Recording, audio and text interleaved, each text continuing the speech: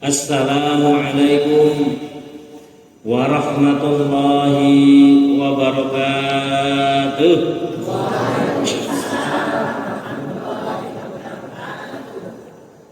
Pas diingatkan itu keranjangnya keluar itu. Alhamdulillah. Alhamdulillahilladzi khalaqana wa yahdina walladzi yut'imuna wa yasqina walladzi atma'u an yaghfir lana khati'atina.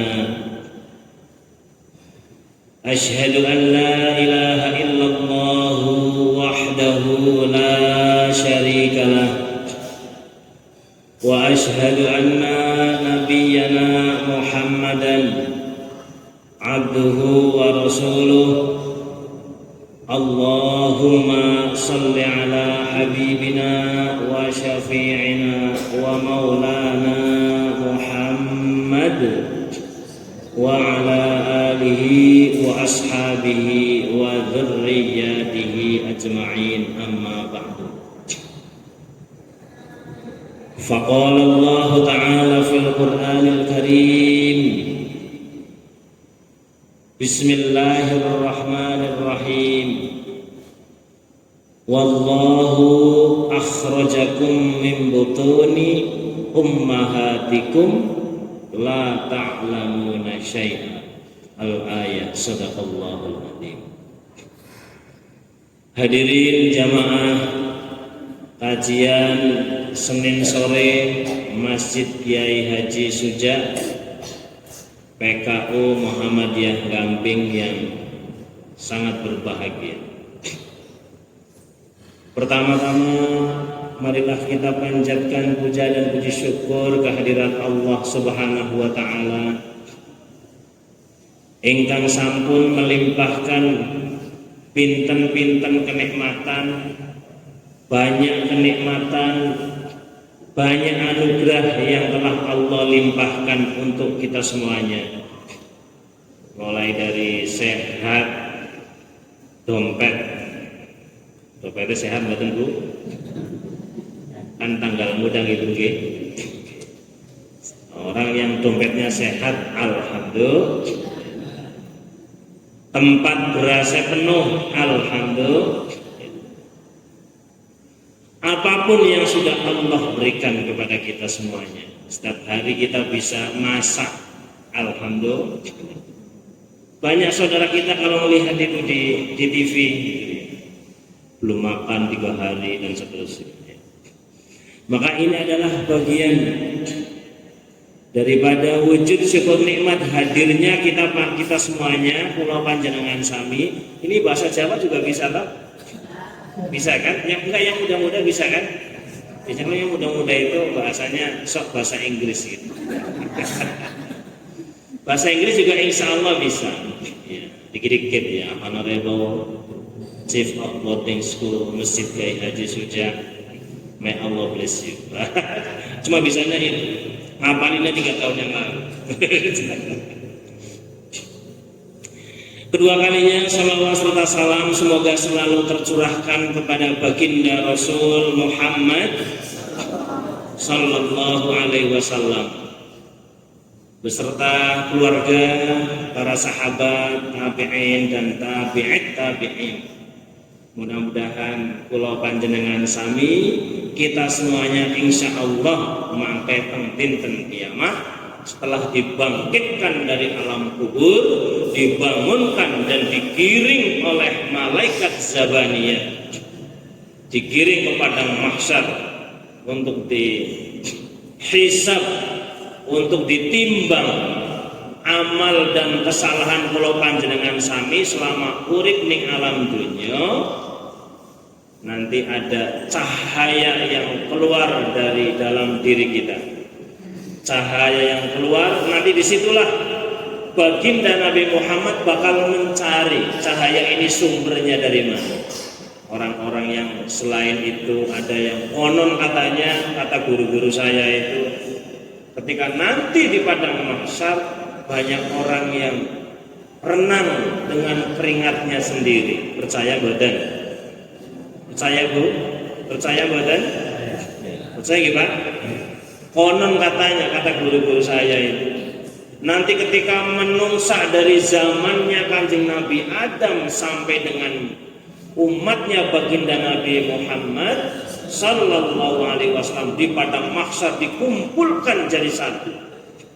Konon katanya ada orang yang kalau dosanya waktu di dunia itu yang ibu-ibu seneng marah-marah sama bapaknya, mungkin keringatnya sampai leher.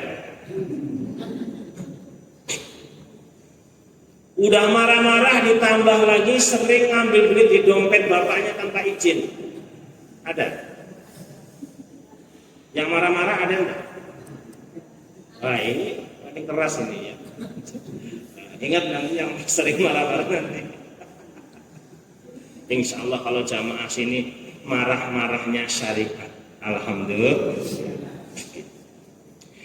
Hadirin yang berbahagia, jajaran takmir Kiai Haji Suja, Masjid Kiai Haji Suja, PKU Muhammadiyah Gamping yang sangat saya banggakan. Pada kesempatan sore hari ini saya ingin sedikit menyampaikan, nanti kita materinya diskusi saja, umpama baru menyampaikan 15 menit, ada yang perlu ditanyakan, monggo sambil jalan nawar gitu nggih. Barangkali ada yang perlu kita diskusikan. Pada sore hari ini saya ditugasi oleh jajaran takmir untuk menyampaikan tentang bagaimana sih esensi orang-orang yang berilmu. Hadirin yang berbahagia, coba ibu ketika panjenengan atau bapak ngelihat, ini konon katanya mas siapa namanya mas? Soleh. Udah berapa bulan kesini mas? 1,5 bulan. Konon katanya masuk sini ada seleksi mas. Ada seleksi. Yang daftar mungkin 1.500 seleksi untuk menjadi takmir masjid Kiai Haji Suja. Yang diterima berapa orang mas? 5 orang. Dari 1.715 yang diterima 5 orang. Coba bayangkan kalau seleksinya itu tanpa menggunakan skill-skill tertentu, kemampuan-kemampuan tertentu. Keder itu masjidnya Haji Suja takmirnya. Ini 1.500 mau diapakan? Gimana?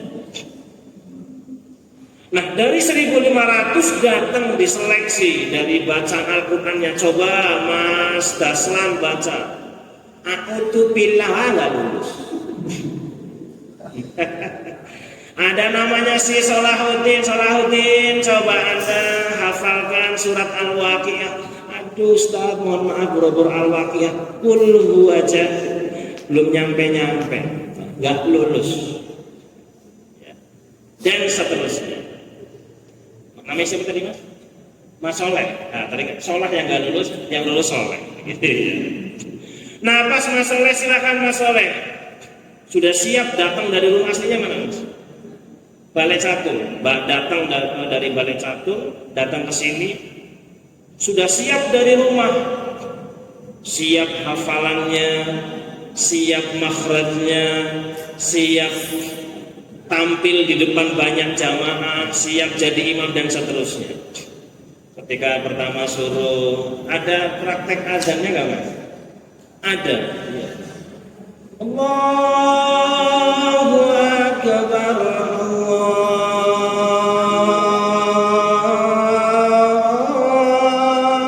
Akbar. Bagus nggak itu suaranya? Ini baru suara nomor 13. Pas satunya dipanggil suruh adzan, Allahu Akbar, Allahu Akbar. Betul adzannya, tapi kurang bagus.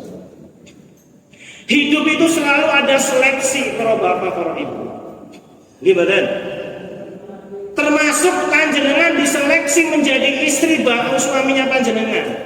Gimana? Diseleksi. Kayak saya dulu, ini anak saya ikut. Dulu saya waktu mau memutuskan dia menjadi anak saya itu, istri saya itu 2 tahun sebelumnya saya istikharah, ya Allah saya kok pusing, nggak kenapa-napa tapi pusing kok mikirin terus gitu. Saya tanya-tanya, ini orang mana? Ya orang pas saya orang istri saya, mantan istri saya orang Cirebon. Ada yang dari Cirebon? Ada orang Cirebon. Cari rumahnya di mana? Setelah rumahnya tahu, aktivitasnya apa? Oh ternyata lagi kuliah S2 waktu itu. Oh, berarti ini sudah dapat nilai saya, sudah masuk kriteria. Cari lagi infonya sedetail mungkin. Oh ternyata istri saya itu konon katanya waktu itu alumni Pondok Pesantren Modern Mantingan. Wah 9,9 bungkus kata saya. Ya, gimana? Hidup itu penuh seleksi hadirin yang berbahagia. Surga diciptakan oleh Allah Subhanahu wa taala, bukan tempat yang gratis, gimana? Orang katanya surga ada berapa itu? Waktu saya ke sana masih 7 lokal. Surga Allah ciptakan bukan perkara yang gratis untuk masuk di situ. Walaupun nggak gratis tapi nggak mahal-mahal amat, murah, gimana? Kayak panjenengan kalau mau nonton dangdut, nonton dangdut harus bawa duit nggak? Harus bawa duit nggak? Kira-kira kalau nggak punya duit berani nggak nonton dangdut? Nggak mungkin, gimana? Mau berangkat nonton dangdut, apalagi artisnya umpama Julia Perez almarhumah, ya. Bayar berapapun berani, mahal. Untuk ngisi neraka itu mahal. Plus soalnya bonusnya Julia Perez.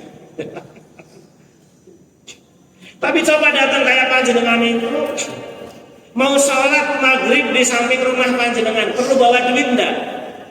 Enggak. Iya kan? Kalaupun bawa duit yang satu 10.000, yang satu 5.000, ketika ada kotak amal di depan masjid, kira-kira yang dimasukkan yang berapa? Ada 100.000, ada 50.000, ada 10.000. Kira-kira yang dimasukkan ke kotak yang berapa? Coba. Berapa? Pasti, itu pasti. Jawabannya udah kelihatan. Sing 10.000. Tapi katanya 10.000 ping. Ya sehari sholat 5 waktu. Maghrib 10.000. Kadang ya pagi. Isya 10.000. Maghrib sehari 50.000 insya. Atau ibu yang penting istiqomah. Allah Subhanahu wa taala akan melihat proses. Apa prosesnya? Sudah niat bawa dari rumah, sudah niat bawa receh, nggak apa-apa receh ping. Gimana? Setiap sholat pokoknya saya harus bawa duit. Receh nggak apa-apa 1.000, sehari 5.000. Anda sholat di masjid itu dari tahun 2000 sampai 2074 tuh.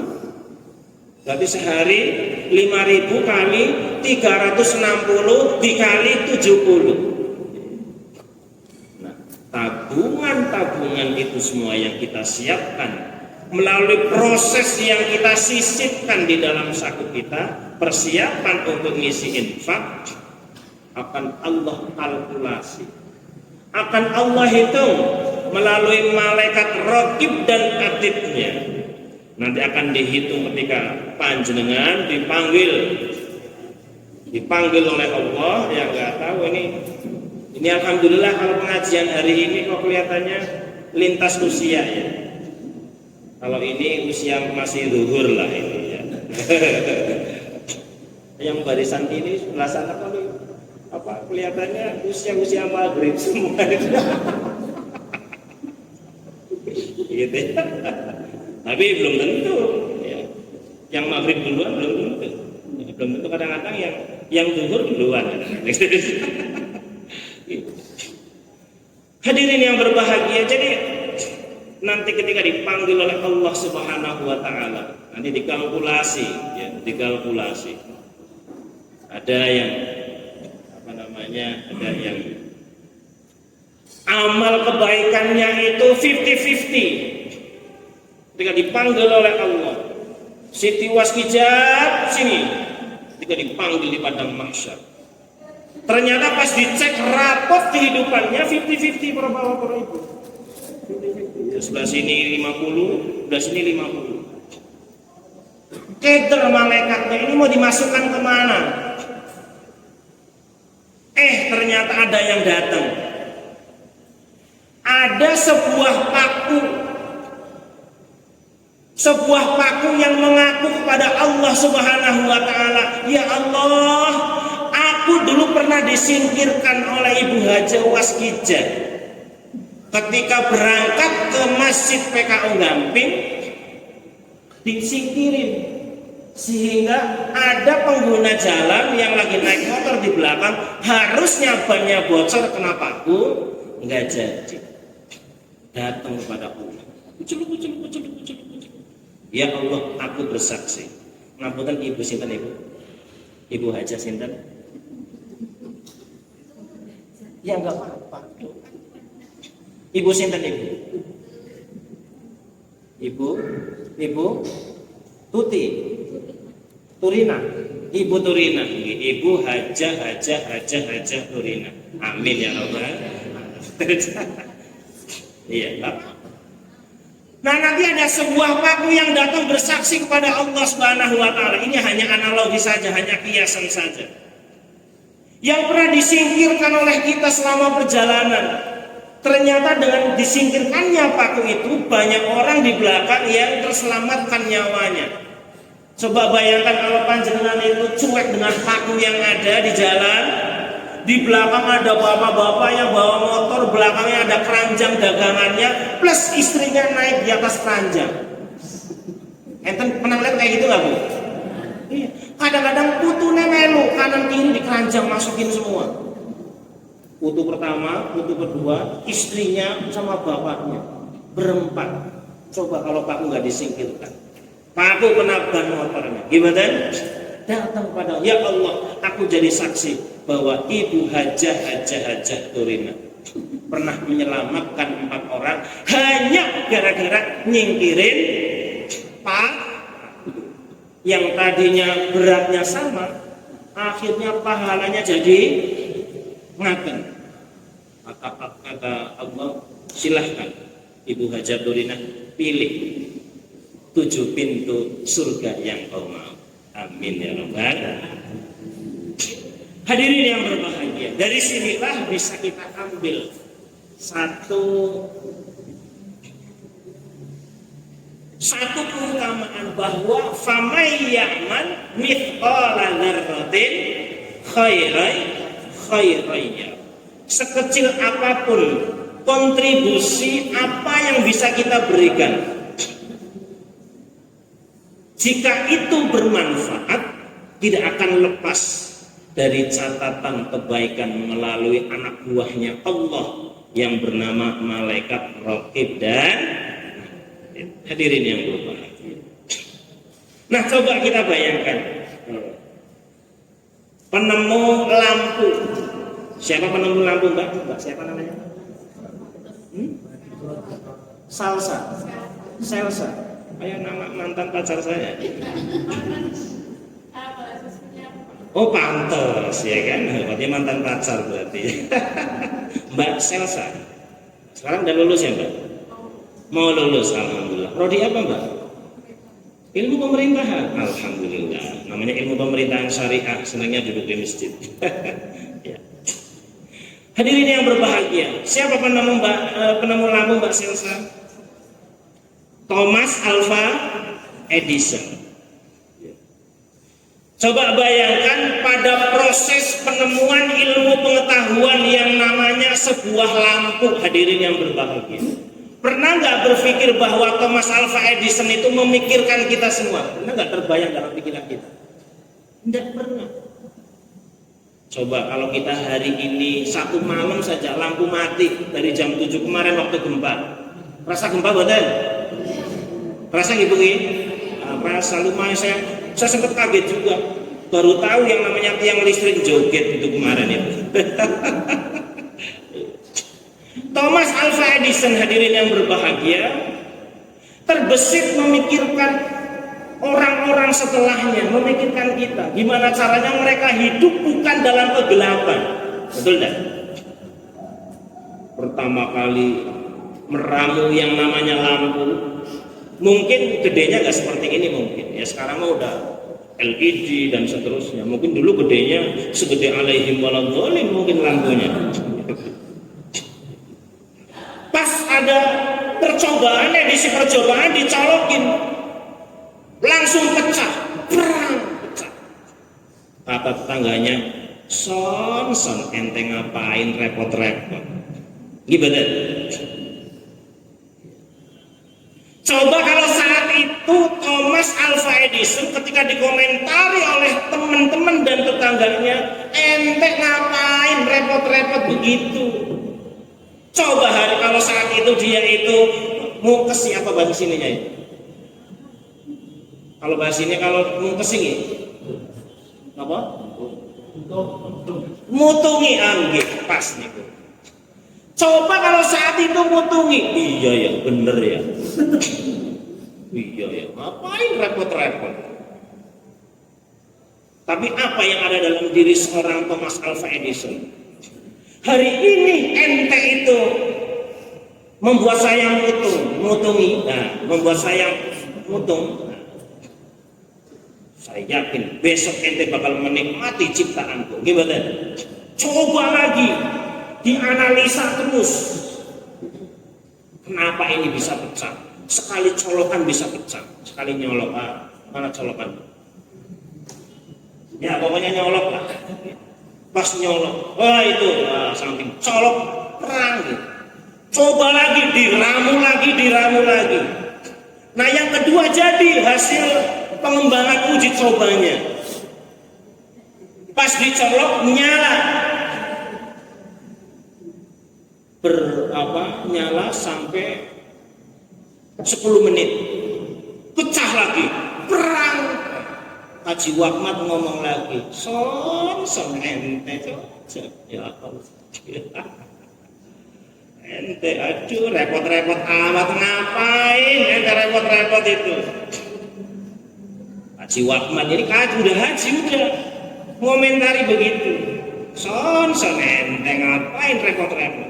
Dikuatkan lagi sama Bu Haji Halimah, son ente. Tapi tambah semangat lagi, nggak apa-apa. Jatuh, bangun lagi, bangun jatuh, bangun lagi. Nyoba lagi lampu itu dibuat. Kemarin hasil evaluasinya dari nyolok langsung pecah, coba lagi 10 menit bertahan. Gimana caranya ini? Ada salahnya di apa? Terus diramu. Singkat cerita, pas dicolok, bukan hanya cukup dengan saklar, sampai hari ini kita bisa menikmati menyalakan lampunya ada di rumah, rumahnya di Gamping, orangnya ada di Surabaya, cukup klik pakai HP. Enten nggak ada? Ada ya Pak ya? Cukup plek, dilihat dari sini, lampu udah nyala. Jam 6 pagi, plek, lampu mati. Gimana? Coba bayangkan kalau saat itu Thomas Alva Edison itu mutungi. Kita hidup dalam kegelapan, hadirin yang berbahagia. Itu baru lampu. Jadi untuk sumber yang namanya untuk bisa mendapatkan ilmu pengetahuan, bagi Thomas Alva Edison itu adalah, kalau bahasanya Mbak Selsa itu adalah learning by doing, bahasa Inggris. Ini ngapalinnya kemarin. learning by doing. Coba. Nah kayak panjenengan pernah nggak masak itu gagal gitu? Pernah masak apa? Ya nggak dibagi-bagi buat deret. Masak apa gitu? Gagal lagi, coba lagi, gagal lagi. Coba kalau bapaknya ngomong, "Ma, jangan patah semangat. Terus gitu. Ngasih semangat terus. berakhir hasil ciptaan sendiri ketika dimakan bersama akan menghadirkan kenikmatan yang luar biasa. Gimana? Hadirin yang berbahagia. Nah, kata Profesor Amsal Bahtiyar, beliau adalah dosen saya saat kuliah S3 di UIN Jakarta. Beliau mantan wakil rektor bagian kemahasiswaan. Dalam bukunya beliau mengatakan untuk bisa meraih ilmu-ilmu baru untuk mengisi ruang-ruang otak kita semuanya, ruang-ruang memori kita, perlu ada yang namanya at-tajribat atau ar-riyadhah atau latihan-latihan. Nah, bagi kita yang sudah tua kan susah itu, apalagi buat ngafalin, gitu ya. Maka ada istilah namanya at-ta'allumu fil kibari an-naqsi alal hajari. Belajar di masa tua jendel. Paham jendel? Susah. Baca Al-Kafirun nggak selesai-selesai. Qul ya ayyuhal kafirun wala badbud nggak selesai-selesai. Maka pembelajaran yang tepat untuk anak-anak kita itu perlu yang namanya pembiasaan, hadirin yang berbahagia. Yang paling susah adalah pembiasaan bangun subuh. Karena memang bapaknya juga jarang bangun kalau subuh. Gimana? Ini saya menceritakan diri saya sendiri, gitu. Kalau di sini insya Allah enggak beda. Kalau di sini enggak, yang di sana jamaah yang di sana. Pembiasaan, hadirin yang berbahagia. Anak belum saatnya menghafal, kalaupun bisa menghafal alhamdulillah. Kalau dalam ilmu pendidikan itu namanya learning by doing atau learning to do. Belajar sambil melakukan. Praktek. Sholat belum bisa bacanya, ikut aja ke masjid. Nah, anak saya aja yang umur 3 tahun saya ajak ke masjid. Kerjaannya kalau saya ruku ikut gendong, sujud ikut gendong. Udah kerjaannya begitu. Hanya latihan takbir sekali Allahu Akbar, habis itu lari-lari melayu. Hadirin yang berbahagia, jadi sumber ilmu pengetahuan ya. Kalau dalam Al-Qur'an itu ada. Yang pertama adalah dari ayat-ayat qauliyah. Ayat qauliyah itu apa? Ayat-ayat yang muncul melalui firman Allah Subhanahu wa ta'ala melalui baginda Nabi Muhammad sallallahu alaihi wasallam. Apa saja? Mulai dari cara sholat, ya perintah sholat, ya. Perintah apa saja? Perintah puasa, ya ayyuhalladzina amanu kutiba alaikumusyamu kama kutiba alal ladzina min qablikum la'allakum tattaqun. Dan ayat-ayat apa saja? Kan isi Al-Qur'an itu apa aja Bapak Ibu? Isi Al-Qur'an apa isinya? Yang pertama adalah perintah. Yang kedua isinya apa? Larang. Ada perintah pasti ada larangan. Yang ketiga isinya apa? Hikmah-hikmah, cerita-cerita dari orang-orang soleh, dari para nabi, para rasul dan seterusnya. Dan banyak sekali hikmah-hikmah yang lain. Yang kedua dan juga ayat qauliyah itu dari hadis apa yang disampaikan oleh baginda Rasul Muhammad sallallahu alaihi wasallam. Seperti halnya ketika Anda itu baca hadis sallu kama ra'aitumuni usolli. Salatlah kalian semua sebagaimana aku salat. Banyak yang menerjemahkan berbeda-beda. Dari mulai takbirnya saja udah beda-beda. Gimana? Pernah nggak jenengan itu melihat orang takbir itu begini? Allah gagal. Pernah nggak? Udah ngangkat udah kayak serius banget gitu ya. Allah merasa belum apa namanya kayaknya belum mantep nih Bang. Pernah lihat ya? Diulang lagi Allah itu baru takbir. Ada saudara kita yang lain cara takbirnya juga ada yang berbeda, hanya menerjemahkan sallu kama ra'aitumuni usolli. takbirnya Allah, ada nggak begini? Allahu Akbar. Ada enggak? Ada kalau panjenengan lagi musafir, ada yang takbirnya juga beda-beda. Allah.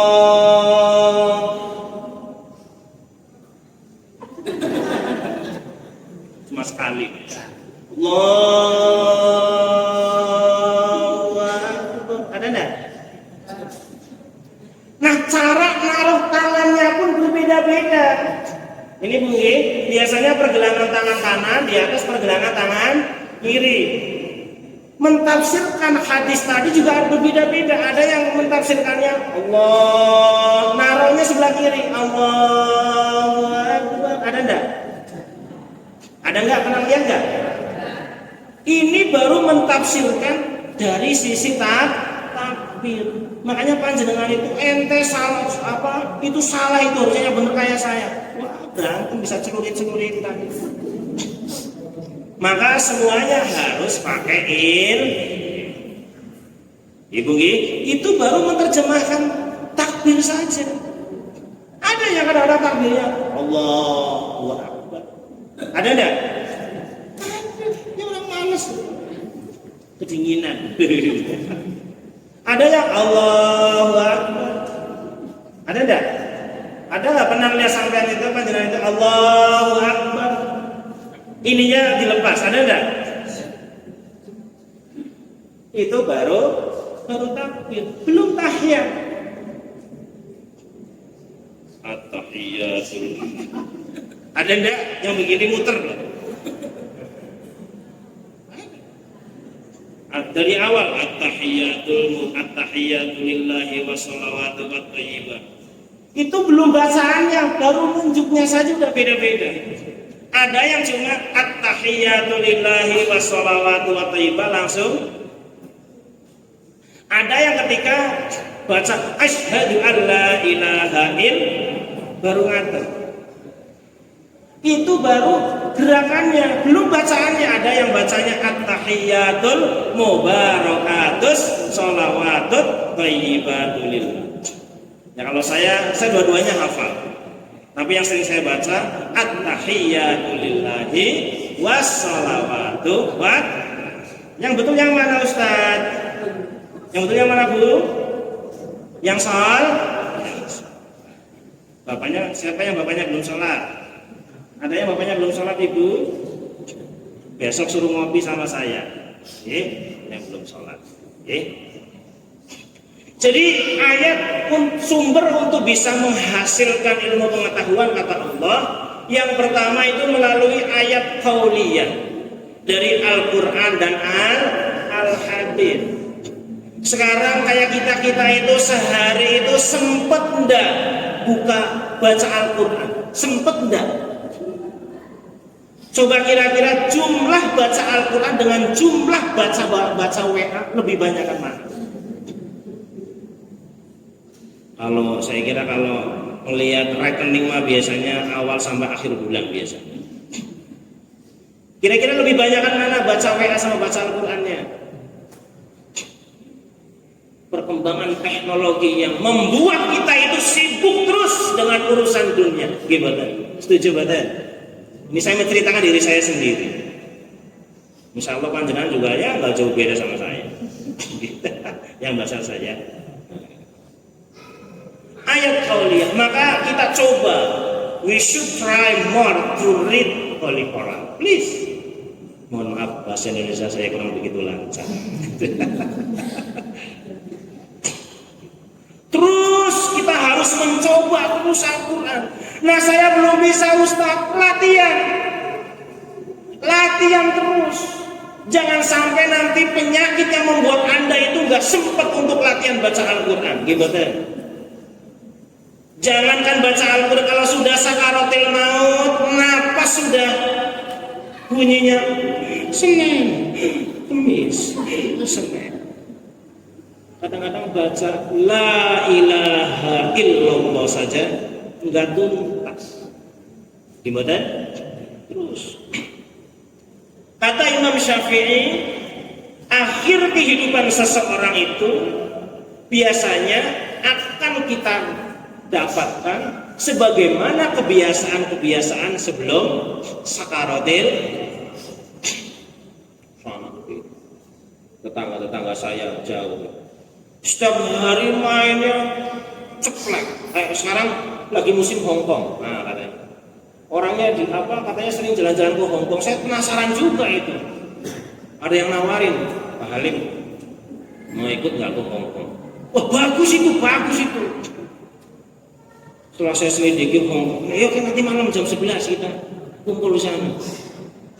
Terus yang dibawa apa aja? Nggak usah banyak-banyak, 5.000 dalam hati saya. Oh, 5.000. Ternyata 4.479. Setiap hari, ya Allah, dia sibuk gitu. Jam 9 udah mulai rame. Konon katanya jam 11 itu tinggal menunggu pengumuman katanya. Apa namanya itu? Judi apa namanya? Togel. Nah, konon katanya akhir kehidupan setiap manusia itu sebagaimana yang dibiasakan oleh dia. Kalau dia mungkin pasangnya togel, ya nanti pas mau pasang banyak orang yang akhir kehidupannya di meja togel. Ada itu kiai saya kemarin pas malamnya Idul Adha, sorenya wafat. Habis puasa Arafah, habis buka saya dapat info di grup alumni pondok, inna lillahi wa inna ilaihi raji'un. Sore habis buka puasa Arafah, maghribnya langsung Allah ambil kontrak hidupnya. Coba bayangkan kalau saudara-saudara kita itu yang sehari-harinya itu hanya minum ya Allah topi lempeng atau topi miring. Pas baru dapat 5 kali tegukan, Allah ngutus malaikat Israel itu cabut sikat jiwa Ahmad itu. Jatah hidupnya sudah selesai. Pas lagi dicabut nyawanya, lagi minum topi miring. Inna lillahi wa inna ilaihi raji'un. Umpama ibu-ibu jamaah sini yang solehah semuanya, yang setiap hari menyediakan makanan untuk ayah anda, untuk masnya atau untuk anak-anaknya, biasanya nanti akan diakhiri sebagaimana kebiasaan kita semuanya. Hadirin yang berbahagia, maka monggo kita biasakan ya raketan itu apa ya? Walaupun sedikit raketan 1 ayat 2 ayat masa nggak sempat. Dong sekarang Al-Quran fisik juga nggak harus dibawa. Kalau bahkan di HP udah ada ini, ada Al-Quran, tinggal pilih. Maka diusahakan kita kalau mau berangkat kemana-mana posisi sudah dalam keadaan wudhu. Nah, umpama di tengah jalan batal enggak apa-apa, walaupun posisi batal sambil baca Al-Quran versi HP. Masa kita di tengah jalan juga ada air, nggak turun dulu, nanti keretanya jalan ketinggalan kita. Yang penting kita berangkat sebelum pakai make up. Mbak Selsa, sebelum pakai make up itu apa itu namanya apa ini? Nah, lipstick.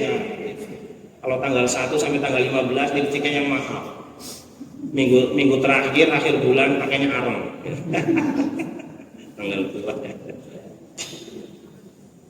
Nah, sebelum ibu-ibu pakai makeup, pakai lipstik, diusahakan wudhu dulu, ibu.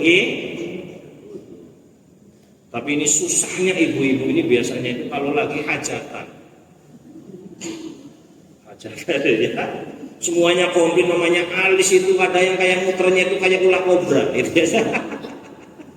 Ini macam-macam ini ada merah-merahnya. Giliran jam 12 Allahu Akbar. Ketika yang dicari itu apa? Es krim. Gimana? Eman-eman lipstiknya.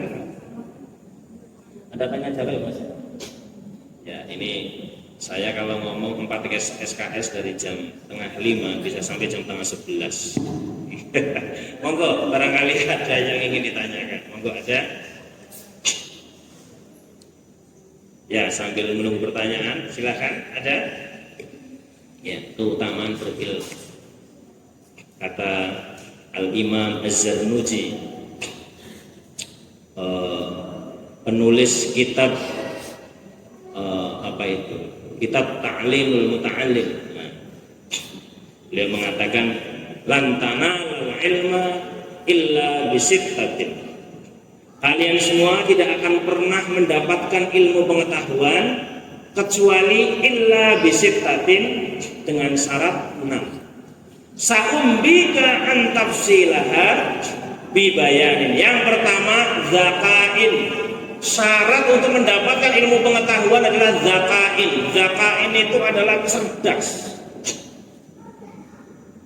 Ini kalau santri pondok pesantren pasti ini khatam ini. Kalau ta'limul muta'allim sudah selesai, pulang lagi.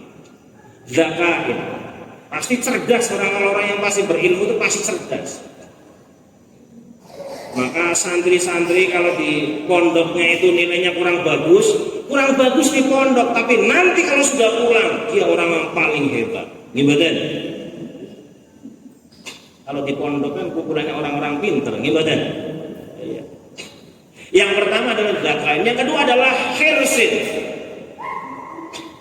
Hirsin itu adalah bagaimana ijtihadin, semangat. Nah ini yang Mbak Selsa wa ala alihi washabi ajma'in, yang masih kuliah atau yang belum, yang masih kuliah. Hirsin itu semangat ijtihadin. Kalau kata Pak Anies Baswedan, ini mohon maaf, ini bukan promosi, bukan ya. Pak, ini kapasitasnya beliau sebagai mantan dosen Universitas Paramadina. Beliau mengatakan kalau anak muda itu banyak waktu luang, maka di saat tuanya dia bakal susah. Setuju badan? Maka harus semangat terus. Jangan pernah Mbak Selsa diajak di WA sama pacarnya, ayo sayang kita jalan-jalan kali orang. Aduh sorry mas, mau ada rapat. Malam lagi di WA lagi, sorry mas ini saya ada undangan dari Pak Jokowi. Besoknya lagi, sorry mas saya ada undangan dari Ketua Takmir Masjid Sujani. Ya. Sibuk terus, hidup itu harus sibuk. Kalau banyak waktu luang, di situ akan masuk yang namanya alladzi yuwaswisu fi sudurin nas. Coba bayangkan, apalagi bapak-bapak duitnya banyak, sawahnya lebar, kontrakannya 1.500 pintu, libur 10 hari, pusing itu. Mesti pikirannya kemana-mana, ada pengen inilah, pengen itulah, terus makanya itu harus sibuk terus. Apalagi yang sedang menuntut zakain wa hirsin wajtihadin, penuh dengan semangat. Ada lagi namanya fulusin, pasti dia nggak lepas dari biaya. Dan jangan lupa, untuk bisa menciptakan iklim orang yang berilmu, jangan lupa wasohbatil ustadi, bersahabat dengan orang-orang alim, orang-orang yang berilmu. Nah, pengen pinter, gabungnya sama ahli tauhid. Boleh berteman dengan mereka, jangan sehari-hari. Terus kalau kita pengen dapat aroma wanginya, sesekali kita bersahabat dengan tukang semprot nih, parfum, gimana? Minimal kita kalau mau nyoba, pas tukang nyemprot, ya kan? Wangi kita. Wasuhbatul ustadi, berteman dengan orang-orang soleh. Kita ada kesempatan untuk menjadi orang-orang soleh. Kayak ibu-ibu umpama, kalau lagi punya masalah di rumah, bersahabatnya dengan orang yang seneng umbar di medsos, seneng ngomongnya, oh punya suami kayak gitu, udah tinggal aja, begitu pasti memprovokasi begitu. Coba kalau bersahabatnya sama ibu-ibu yang ini dikira ada apa air kopi. Ya. Coba kalau ibu-ibu yang lagi punya masalah itu bersahabat dengan ibu-ibu soleha yang lain, pasti dinasehati. ngaji, ya namanya juga wong tuli, namanya juga orang hidup, nggak akan lepas dari masalah gimana.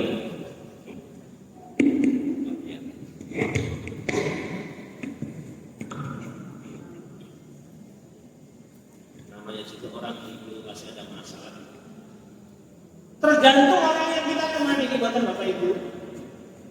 Coba kalau kita itu bergabungnya dengan orang yang ahli ekonomi, orang dagang, pasti setiap hari hitungannya adalah gimana caranya mencari untung, gimana? Tapi coba sesekali kita itu bergabungnya, kita datang ke panti asuhan, sesekali datang ke sana. Maka kata Kanjeng Nabi itu, atau bahkan banyak para mufasir, kalau kita pengen menjadi orang yang pandai berterima kasih, seringlah datang ke rumah panti asuhan, datang ke sana. Ya Allah, ada kita ada yang kaosnya bolong, pundak kanan bolong, pundak kiri bolong. Ya Allah, padahal anak kita kaosnya di lemari itu numpuk. Gimana? Kadang kita beli kaos yang baru datang 3, yang lama gak dikeluarkan, berarti kita tambah di lemari. Gimana? Nah makanya kalau bisa ibu-ibu kalau beli baju baru 3, kalau bisa yang lama minimal 1 atau 2 dikeluarkan. Jangan sampai pas buka lemari, pas mau ambil baju sudah lengket baju yang bawah sama yang atas karena nggak pernah dicek. Pernah nggak Bu? Pernah enggak? Pasti. Saya juga pernah. Dari situ saya terpanggil, makanya saya kebetulan di dekat masjid saya itu takmirnya mahasiswa UIN. Syukuran saya, jadi kalau ada baju yang lama, kok masih yang lama lumayan daripada kan masih. Kalau kita beli baju 3, minimal yang 2 lah, 1 lah dikeluarkan sebagai wujud syukur nikmat itu. Beli sepatu 3, 1 keluarkan. Banyak orang-orang yang butuh dengan semangat. Setuju betul? Setuju betul Ibu? Kalau Bapak setuju betul? Kalau kita beli baju 3, keluarkan 1. Saudara-saudara kita banyak di panti asuhan. Bolong sini, bolong. Ya Allah ya Allah. Sesekali kalau kita datang ke sana, maka akan muncul rasa terima kasih ya Allah yang sudah menganugerahkan berbagai kecukupan. Kita melihat saudara-saudara kita di sana. Ada lagi yang mengatakan, banyak para ilmuwan mengatakan kalau kita juga pengen merasa sehat terus, merasa syukur nikmat, datang itu ke sana ke PKU Gabungan. Kan gak ada saudara saya misalkan lagi sakit, nggak apa-apa, datang aja ke sana bawa namanya jeruk 2 kilo sama semangka 4 biji. Mau buat siapa? Datang aja ke sana. Ada orang keluarga lagi ngumpul, nungguin keluarganya lagi dirawat, kasih aja. Pak mau bisa. Siapa dia? Bukan siapa. Pas datang ke sana, itu tadi ada yang ngawasnya. Cuma ya, sebentar lagi Insya. Sebentar lagi. Ya. Maka ini adalah bagian daripada ilmu kehidupan. Maka kata Allah, yang ketiga sumber daripada ilmu pengetahuan itu adalah ayat-ayat insaniyah. Yang pertama adalah ayat kauniyah, yang kedua adalah ayat kauniyah dari alam. Kita melihat alam yang begitu hebatnya, langit yang begitu lebarnya, nggak ada tiangnya kok bisa nggak jatuh. Dan yang ketiga adalah sumber ilmu pengetahuan bisa datang dari ayat-ayat insaniyah. Kita datang saudara-saudara kita yang di panti asuhan, ya Allah. Saya kemarin belum lama itu datang ke panti asuhan Muhammadiyah di Nusa Tenggara Timur sambil bawa mahasiswa UMY KKN di sana. Ya salah. Pokoknya berentas lah kok. Saya datang langsung pada gendong, nggak kenal mereka.